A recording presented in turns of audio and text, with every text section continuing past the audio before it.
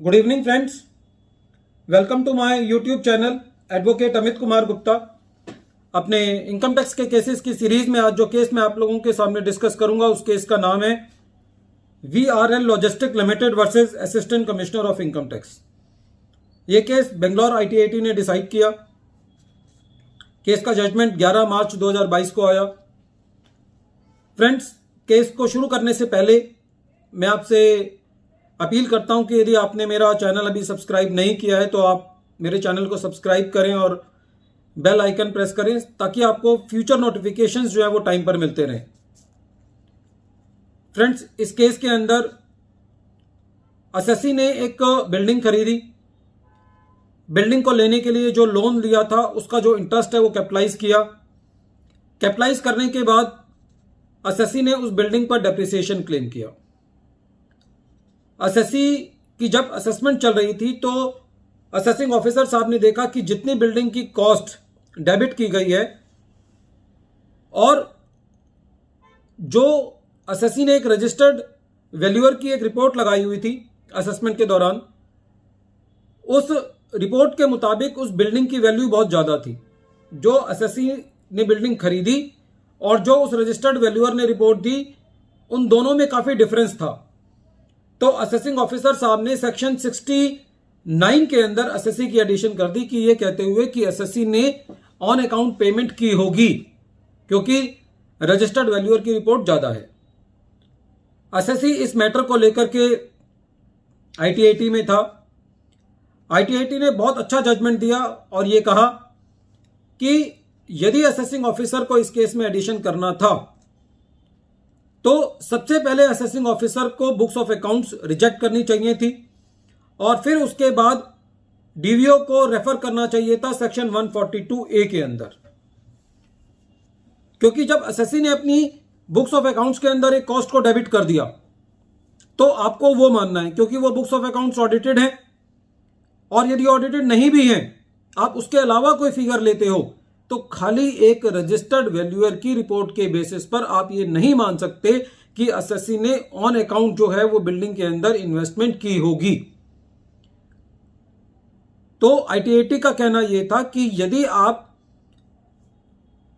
इस केस में सेक्शन 69 के अंदर एडिशन करना चाहते हैं तो आपको सबसे पहले बुक्स ऑफ अकाउंट्स रिजेक्ट करनी है, DVO को रेफर करना है और उस DVO की रिपोर्ट को का वेट करना है और वो जो रिपोर्ट देगा उसके बेसिस पर एडिशन करना है।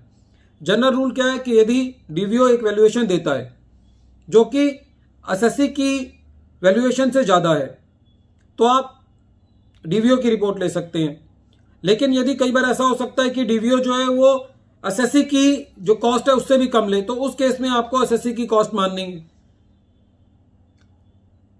लेकिन आप यदि किसी वैल्यूअर की रिपोर्ट के बेसिस पर खाली एडिशन कर देंगे तो वो एडिशन जो है वो that is not valid in the eyes of the law, that is not the true intent of the legislature.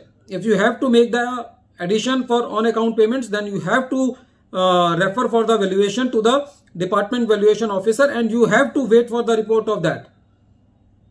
But without that report you cannot make the addition under section 69 by saying that because the value in the report of the registered valuer is more than the cost which has been debited by the assessee, you cannot make the addition.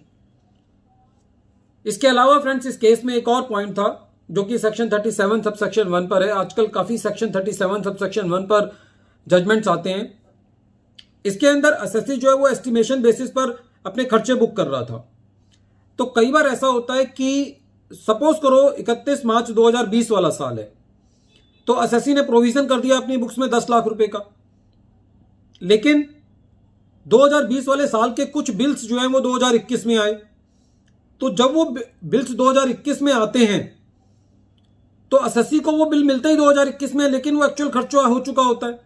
लेकिन जब assessee उसको अपने 2021 वाले साल में book करता है तो असेसिंग ऑफिसर ये कहते हैं उन बिल को देख करके कि साहब इन बिल पे तो डेट पड़ी हुई है 2021 से पहले की, 2020 की, तो वो उनको प्रायर पीरियड आइटम मान के उनको डिसअलाउ कर देते हैं।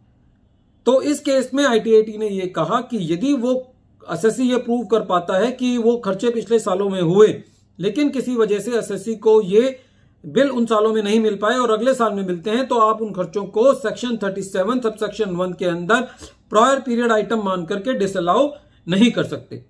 तो फ्रेंड्स, इन दोनों मुद्दों पर एसएससी को रिलीफ मिला।